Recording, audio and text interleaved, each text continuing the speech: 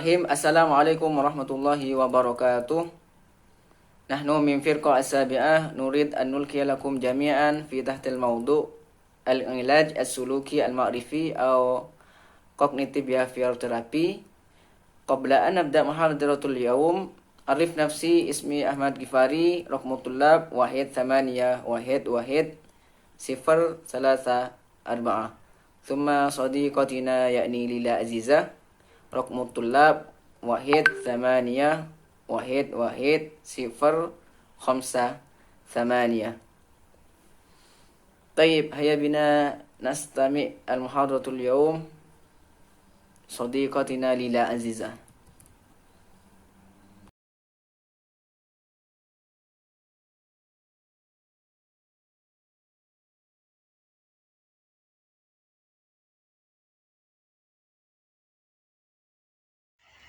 الأول مقدمة. Albert Ellis was born in Pittsburgh but escaped to the wilds of the New York at the age of 4 and lived there a year in New for the rest of his life. Early in 1955, he developed an approach to psychotherapy he called rational therapy and later rational emotive therapy, and which is known now as rational emotive behavior therapy. ولد ألبرت إلس في بيتسبرغ لكنه هرب إلى براري نيويورك في سن الرابعة وعاش هنا لبقية حياته. في أوائل عام طور أسلوبا للعلاج النفسي أطلق عليه العلاج العقلاني ثم العلاج العاطفي العقلاني، والذي يعرف الآن باسم العلاج السلوكي الانفعالي العقلاني.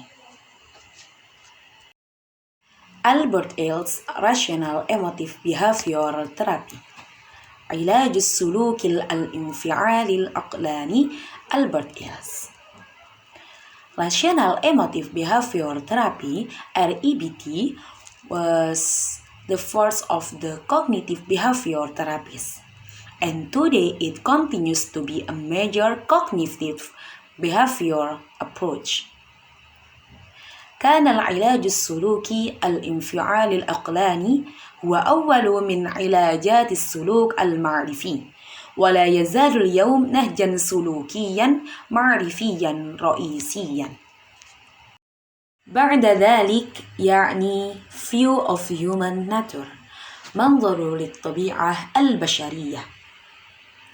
Rational Emotive Behavior Therapy is based on the assumption that human beings are born with a potential for both rational or sane thinking and irrational or crooked thinking.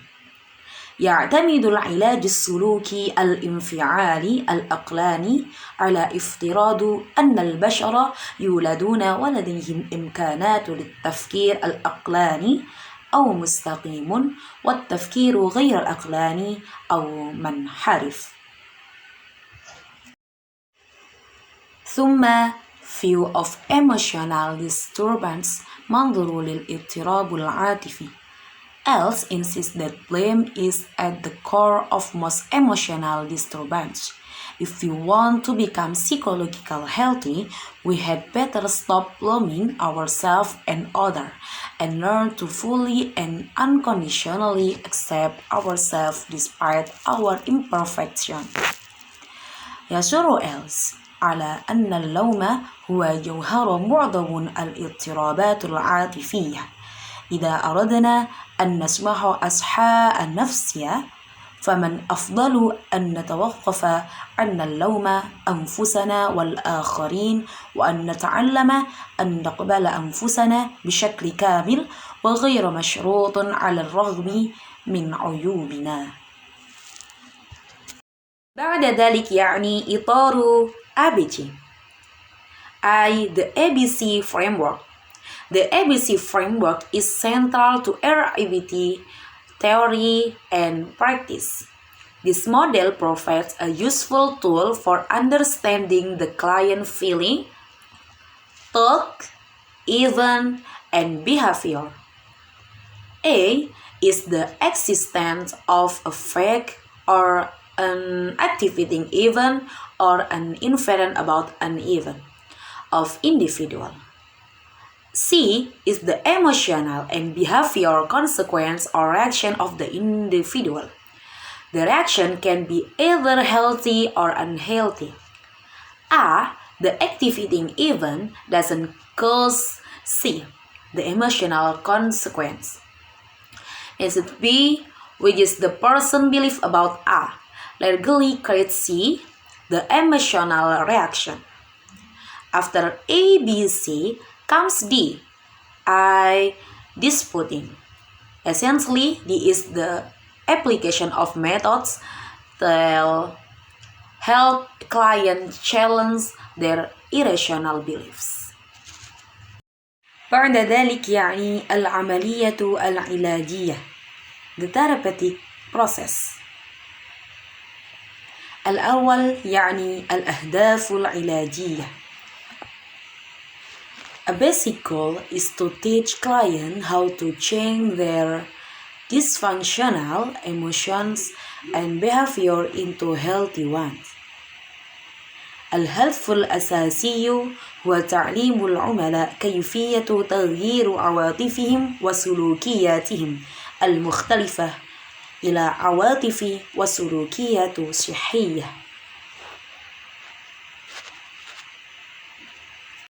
ثم وظيفة المعالج ودوره Therapeutic function and roles.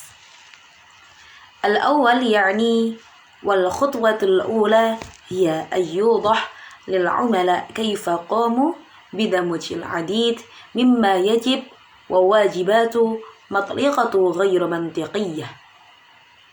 A second step in the therapeutic process is to demonstrate how clients are keeping their emotional disruption active by continuing to think illogic and unrealistic. الخطوة الثالثة لمساعدة العملاء على تعديل تفكيرهم وتقليل أفكارهم غير منطقية.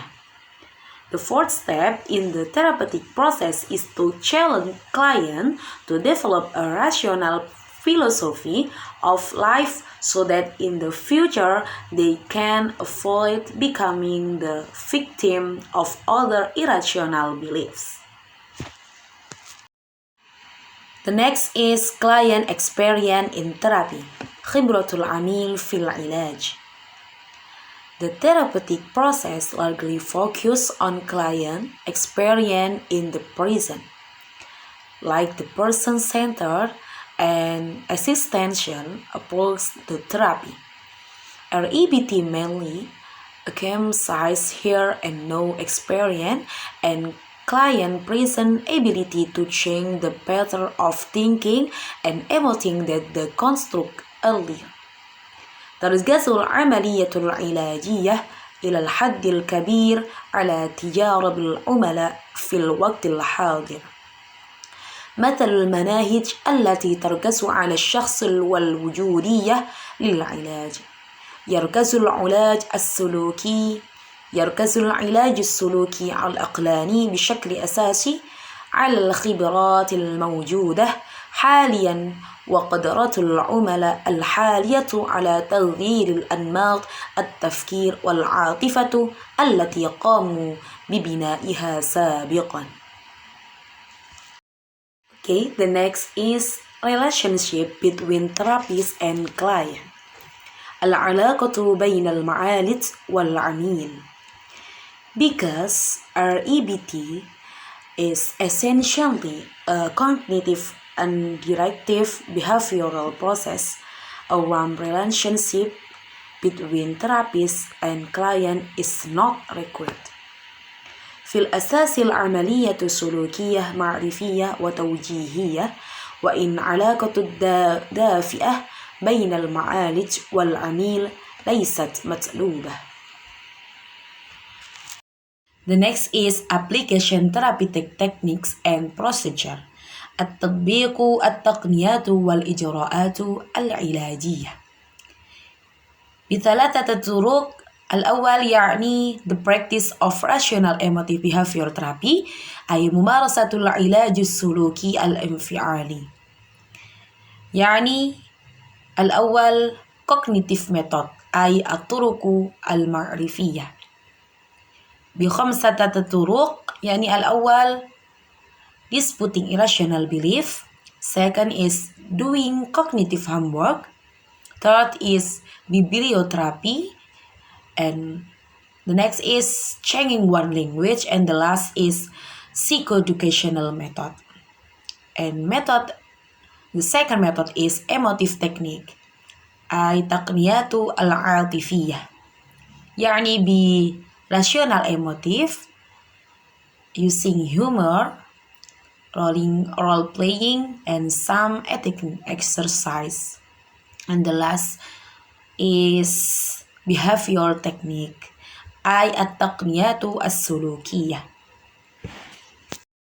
بعد ذلك يعني تطبيقات العلاج السلوكي العقلاني الانفعالي على إعدادات مختلفة.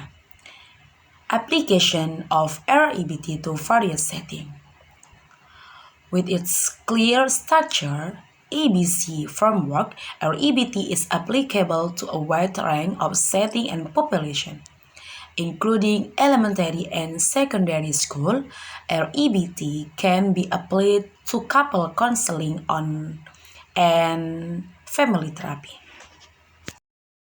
The next is application of REBT as a brief therapy أي تطبيق العلاج السلوكي الانفعالي كعلاج موجز. REBT is well suited as a brief form of therapy, whether it is applied to individual, group, couple, or family. IELTS originally developed REBT to try to make psychotherapy short and more efficient than most other systems of therapy, and it is often used as a brief therapy. إن العلاج السلوكي العقلاني مناسب تماما كشكل موجز من العلاج، سواء تم تطبيقه على الأفراد أو مجموعات أو الأزواج أو عائلات. قام في الأصل بتطوير لمحاولة جعل العلاج النفسي أقصر وأكثر فاعليه من أعظم الأنظمة العلاج الأخرى، وغالبا ما يستخدم كعلاج قصير. And the last is application group counseling، تطبيق على إرشاد الجماعي. يعني cognitive behavioral therapy or CBT groups are among the most popular in clinics and community agency setting. Two of the most common CBT group approaches are based on the principle and techniques of RBT and cognitive therapy. تعد مجموعات العلاج السلوكي المعرفي من بين أكثر المجموعات شيوعاً في العيادات ومؤسسات المجتمع المحلي. يعتمد 2 من أكثر أساليب العلاج المعرفي السلوكي شيوعاً على مبادئ وتقنيات العلاج السلوكي العقلي والعلاج المعرفي. طيب ثم بعدها يعني العلاج المعرفي أورنبيك أو أورنبيك Cognitive Therapy. أولا المقدمة أو Introduction. Aaron Timkenbeck. Aaron Beck, born 1921, was born in Providence, Rhode Island. His childhood, although happy, was plagued by a life-threatening illness when he was 8 years old. As a consequence, her impressions include fear of bloody injury, fear of suffocation, and anxiety about her health. Beck uses his personal problem as a basis for understanding others and for developing his cognitive therapy. A graduate of Bonn University and Yale School of Medicine, Beck originally trained as a neurologist, but he switched to psychiatry during his residency. Beck attempted to validate of theory of depression, but his research resulted in his breakup with Freud of model motivation and explanation of depression, self-direction anger. أرنباك ولد في سنة 1981 في برانفيلد. تشمل تجاريها الخوف من إصياد الدم والخوف من الاختناق والقلق بشأن صحتها. يستخدم بيك مشاكله الشخصية كأساس لفهم الآخرين ولتطوير نظريته المعرفية. تخرج بيك من جامعة براون وكلية الطب بجامعة ييل، وقد تدرب في الأصل كطبيب أعصاب، لكنه تحول إلى الطب النفسي خلال فترة إقامته. حاول بيك التحقيق من صحة نظرية فريد للاكتئاب، لكن بحث أدى إلى انفصال عن نمو فريد لتحفيز وتفسير الاكتئاب باعتباره غضبا موجها ذاتيا. ثم أرون بيك العلاج المعرفي. أرون بيك developed an approach known as cognitive therapy أو CT as a result of his research on depression. Beck developed cognitive therapy around the same time that Ellis developed REBT. Cognitive therapy has a number of similarities to rational emotional behavioral therapy and behavioral therapy. All of these therapies are active, directive, timely, present-centered, problem-oriented, collaborative, structural, and empirical. طور أرنباك نهجا يعرف بالعلاج المعرفي نتيجة لأبحاثه حول الاكتئاب. طور بيك العلاج المعرفي في نفس الوقت تقريبا الذي طور فيه إليس العلاج السلوكي الانفعالي. وكشفت ملاحظات بيك عن العملاء المكتئبين أن لديهم تركيزا سلبيا في حياتهم. تفسيرات حول أحداث معينة في الحياة والتي تساهم في تشويهاتهم المعرفية. يشترك العلاج المعرفي في عدد من أوجه تشابه مع العلاج السلوكي العاطفي العقلاني والعلاج السلوكي. ثم المبادئ الأساسية للعلاج المعرفي أرون بيك. أولا، الأفكار التلقائية أو الأفكار الشخصية الناتجة عن محافظات محددة تؤدي إلى الاستجابات العاطفية كجزء من دراسة بحثية للتحليل النفسي. قام بفحص محتوى أحلام العملاء المكتئبين لمعرفة الغضب الذي تركوه على أنفسهم. Automatic thought or personal ideas triggered by specific stimuli that lead to emotional response. As part of a psychoanalytic research study, he assumed that the dream content of depressed clients for the anger they left on themselves. ثم المبادئ الأساسية للعلاج المعرفي في أرون بيك. التشويه المعرفي يجادل بيك بأن الأشخاص الذين يعانون من صعوبات عاطفية يميلون إلى ارتكاب أخطاء منطقية مميزة تقوض الواقع الموضوعي. دعونا نفحص بعض الأخطاء المنهجية في التفكير التي تؤدي إلى افتراضات خاطئة وسوء فهم. Cognitive distortion. Beck argues that people with emotional difficulty tend to commit characteristic logical mistakes that undermine objective reality. Let's examine some systematic errors in reasoning that led to wrong assumptions and misunderstandings. ثم تطبيق للعلاج المعرفي أرون بيك. اكتساب العلاج المعرفي الاعتراف في البداية كنهج لعلاج الاكتئاب، ولكن تم أيضا تخصيص أبحاث مكثفة لدراسة وعلاج العديد من الاضطرابات النفسية الأخرى. أحدى أسباب شعبية العلاج المعرفي يعود إلى الدعم التجريبي القوي لإطاره النظري والعدد الكبير من الدراسات مع المجموعات السريرية.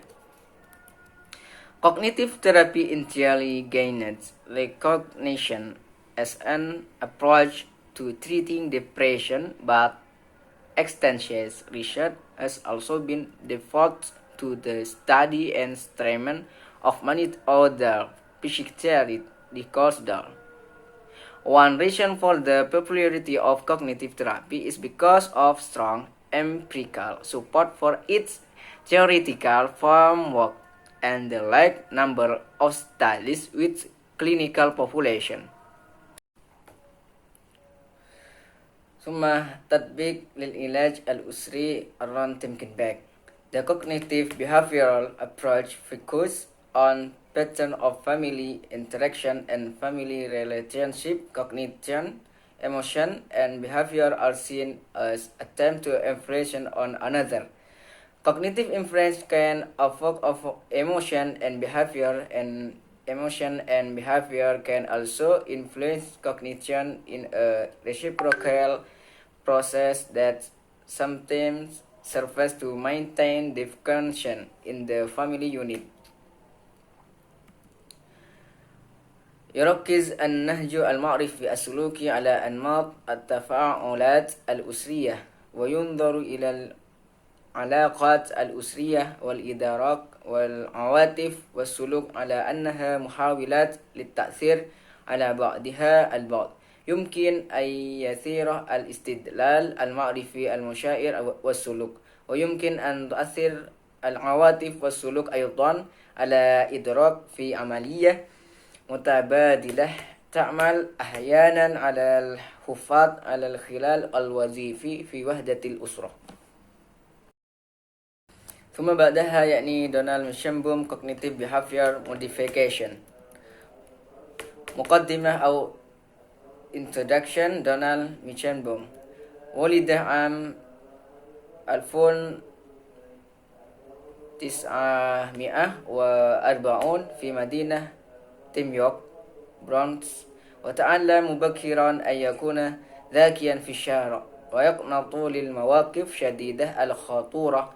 التحق بكلية مدينة نيويورك، وحصل على درجة الدكتوراه في علم النفس والإلكترونيك من جامعة إلينوي في جامعة واترلو في أنتاريو كندا.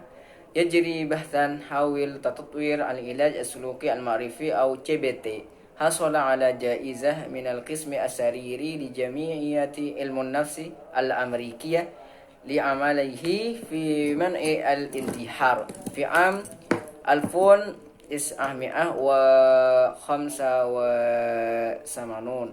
تقاعد من جامعة واترلو ليصبح مدير الأبحاث في معهد ميليسا الواقية من العنف، والذي تم تصميمه لتوفير العلم للحد من العنف والتعامل مع ضحايا العنف. ثم تعديل السلوك المعرفي. دونالد ميشنبوم Introductory Behavior Modification. Another major alternative to rational emotional behavior therapy is Donald Meisenboom Cognitive Behavior Modification (CBM), which focus on King the child's self-verbalization. Meisenboom Cognitive Behavior approach combines some of the best elements of both behavioral therapy and cognitive therapy.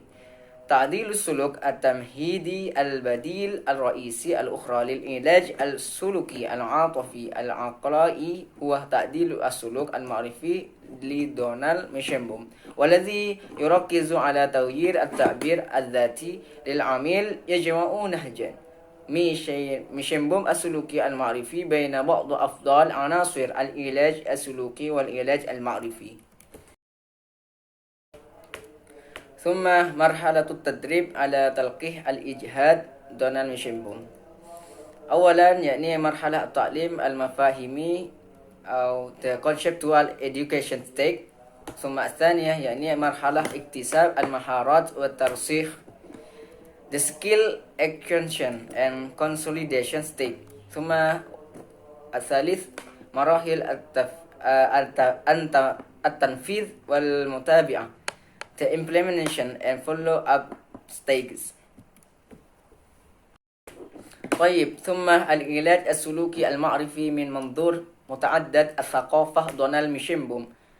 عيوب منظور التنوع يلعب استكشاف القيم والمعتقدات الأساسية دورا مهما في جميع المناهج السلوكية المعرفية. ثم الثاني يعني قوة منظور التنوع. هناك العديد من نقاط القوة في النهج السلوكي المعرفي في العمل مع أفراد من خلفيات ثقافية وعرقية متنوعة.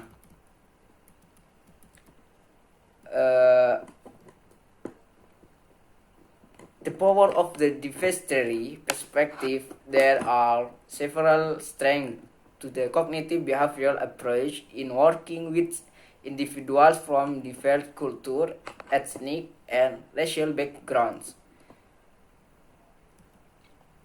ثم number 1, drawbacks of the diversity perspective. Exploring core values and belief plays an important role in all cognitive behavioral approaches, and it is imperative for the therapist to have an understanding of the client's cultural background and be sensitive to their struggles. ثم الأخير يعني تطبيق العلاج السلوكي المعرفي على حالة الستان. يجب اتباع هيكل واضح لكل جلسة يتضمن الأمر الإجرائي الأساسي. أولا استعداد من خلال تقديم الأسباب المعرفية لعلاج وعلاج إزالة الوموض. ثم الثانية شجعه على متابعة الأفكار التي تصاحب ضيقه. ثم الثالثة تطبيق الأساليب السلوكية والمعرفية. ثم الرابعة يساعد في تحديد وفحص بعض المعتقدات والأفكار الأساسية. ثم الخامسة يعلمه طرقا لاختبار معتقداته وافتراضاته من خلال اختبارها في الواقع. ثم السادسة علمه مهارات التأقلم الأساسية التي ستمكنه من تجنب أنماط الانتكاس القديمة. Okay, must follow a clear structure for each session. The basic procedural order includes: number 1, prepare by providing cognitive reason for treatment and treatment of the mystification. Number 2, encourage him to monitor the thoughts that accompany his distrust. Number 3, applying behavioral and cognitive techniques. Number 4, assist in identifying and examining some basic beliefs and ideas. Number 5, teach him ways to test his belief and assumption by testing them in reality. Finally, number 6, teach him basic coping skills that will enable him to avoid all patterns of relicity.